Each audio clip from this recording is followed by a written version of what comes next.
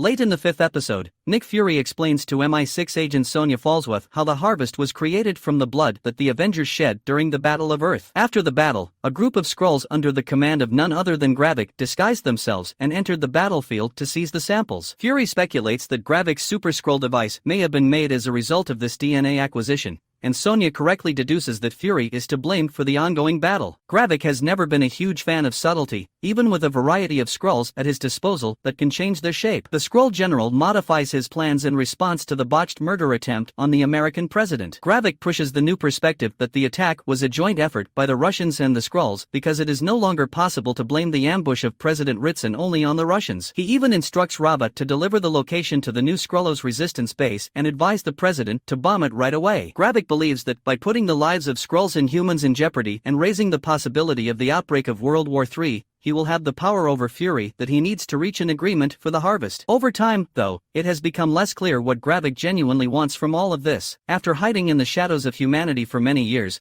Gravik began the season as a scary antagonist with an understandable goal: a ruthless leader prepared to endanger both innocent humans and Skrulls in order to give the Skrulls a place to call home. Gravik's violent aspirations appeared like a logical step for a member of an extraterrestrial culture that loyally followed Fury for decades while he fell short of his promise to assist them in finding a new planet, despite the fact that he had extreme means. Gravik, however, has become the type of one-dimensional antagonist that the MCU has had far too many times over the years due to the season's scant investigation of his history and character. Gravik murders yet another one of his followers in Harvest, executing Pagon for challenging his leadership in front of the other Skrulls. As a result, Beto, one of the more recent Skrull recruits, makes an attempt to overthrow Gravik. In response, the general decimates even more of his own species. Gravik is, in Beto's words, nothing more than a monster. Gravik currently only seems to be motivated by defeating Fury, given how little interest he has exhibited in the welfare of any Skrulls. Given that they have already created the potential for a Russian-American conflict, Gravik's strategy to trap Fury into handing him the harvest by putting the Americans in a position to destroy New Skrullos and initiate World War III looks like an unneeded danger to the Skrulls. Even if the Russians deny involvement,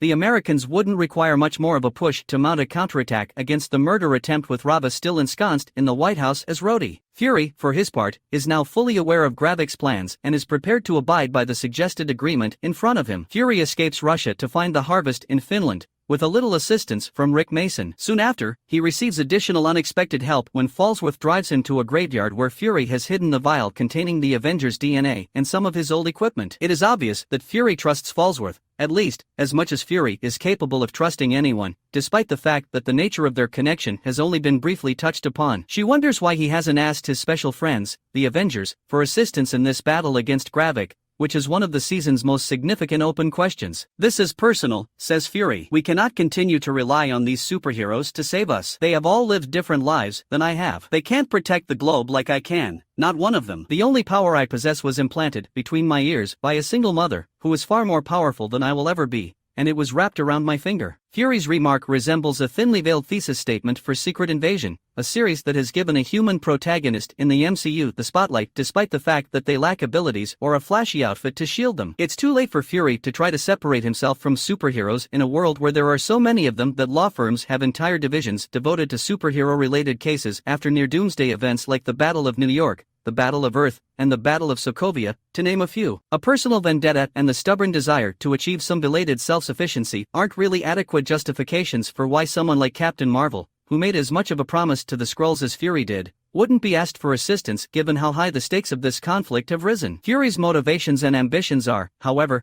laid out in such clear terms that they feel consistent with the rest of the series. The Secret Invasion creative team made little effort to expand the stories of its characters beyond the realm of speech. Despite Fury's reluctance to ask for help from his super friends, Harvest confirms who his remaining allies are in front of his impending conflict with Gravik and whichever Skrulls are still pursuing him. Along with Olivia Colman's Falsworth, who manages to be a wonderful menace in her brief appearances, Jaya and Vera conclusively establish themselves as members of Team Fury. In one of the season's best action scenes, they escape Vera's house after burning Talos' body together just as Gravik's thugs show up to kill her. Even though the pair split up before the episode's conclusion, Vera drops off Jaya and warns her to be careful, paving the way for a larger role for her in the next battle's pivotal moments. The trend from each of the previous 4 episodes is broken in Harvest, which avoids a Skrull disclosure or the death of another significant character at the hands of Gravik. Instead, Fury enjoys his own version of a traditional heroic moment. Fury puts together his signature look, a new eye patch, a black trench coat, and a gun, just in time for his final dance with the Skrull commander after getting the harvest. He says everything he needs to say to build up the conclusion in a terse phone call. It's time. Let's complete this.